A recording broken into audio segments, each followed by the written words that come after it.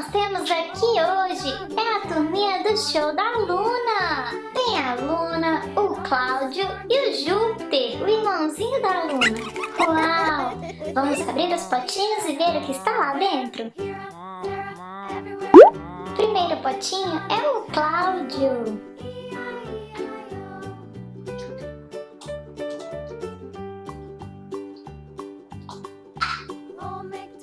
Massinha azul. Azul em inglês é blue.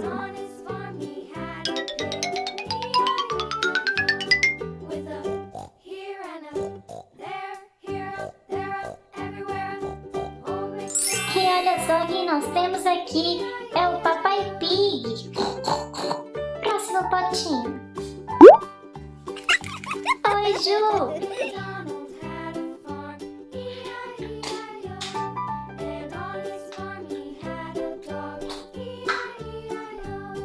Massinha verde. Verde em inglês é green.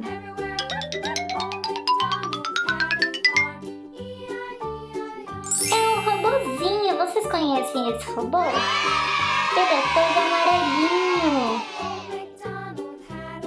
Uau! Agora é a vez da Luna.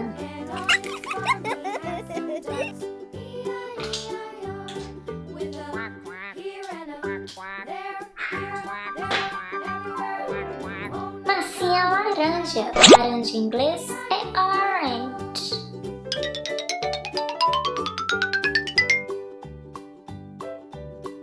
É o pinguim da Macho e o Urso. Vocês sabem o nome dele? Faltam 3 potinhos. E nós tiramos o Cláudio de novo. Uau! Ele tá todo feliz aqui.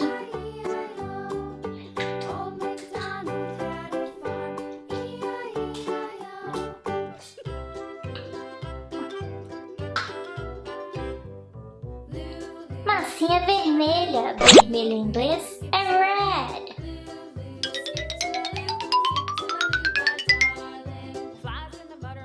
É o Mickey, do Mickey Mouse.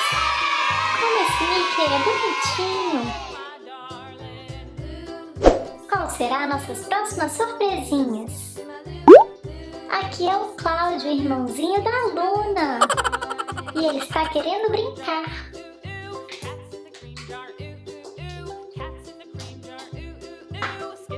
Massinha rosa. Rosa em inglês é pink.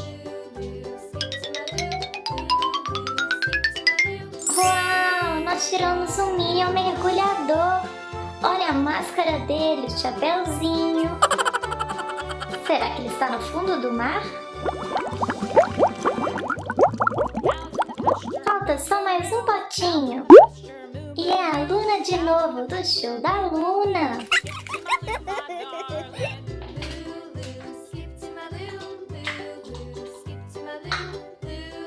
Massinha azul. Azul em inglês é blue.